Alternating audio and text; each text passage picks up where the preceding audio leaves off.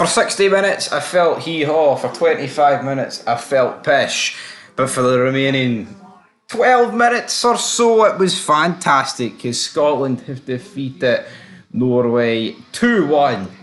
You know what? I was see, like the 85th minute, 84th minute, I was like, how the hell have we thrown this away? We beat Spain, we get ourselves into such a commanding spot. We didn't need to win this, man. All we needed to do was draw this game. And I'm sitting there thinking, how have we done this? How have we thrown it away? Everyone, it was just a pretty flat performance, not creating anything. But guess what? These guys stepped up to the task. They created stuff when they needed to create stuff, and they did. I was critical of literally every player on that pitch. It was sad to see Tierney go off injured. Robertson was good going forward, but I feel like defensively he wasn't.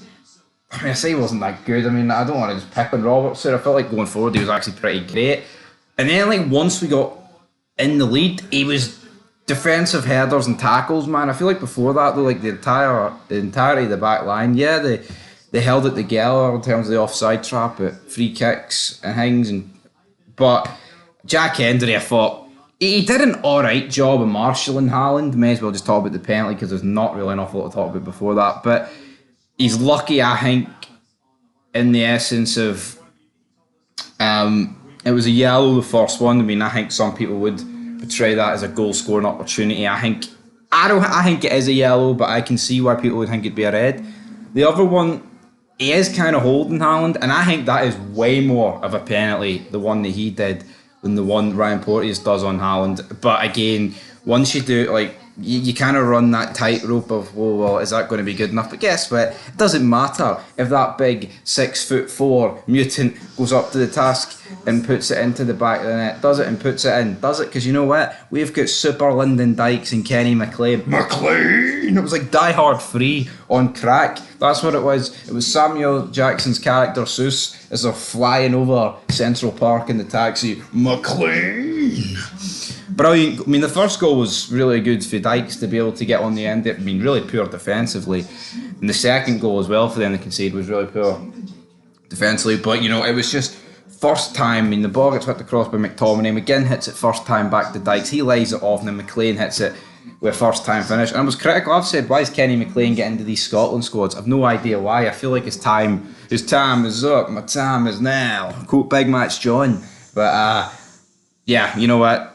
Clark got it right in the end, but for 85 minutes, 86 minutes, whatever, I was sitting here thinking, how have we thrown away one of the most commanding positions that we have ever had in a group stage?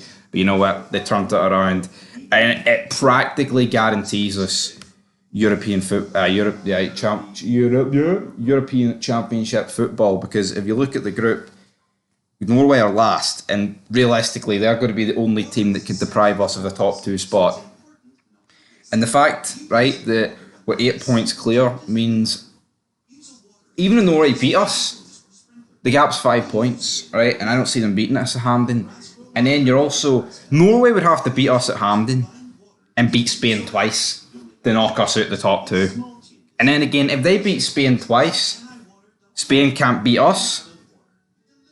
So, if you look at it like that, guys, it's looking pretty good, man. You know what? I was actually looking forward to this international break, and then for Haaland made it 1-0. I wasn't, but you know what? Absolutely buzzing after those two late goals. But anyway, that is me deciding to be back with some more transfer news and all the yada yada. But fantastic. We'll fly out of Scotland.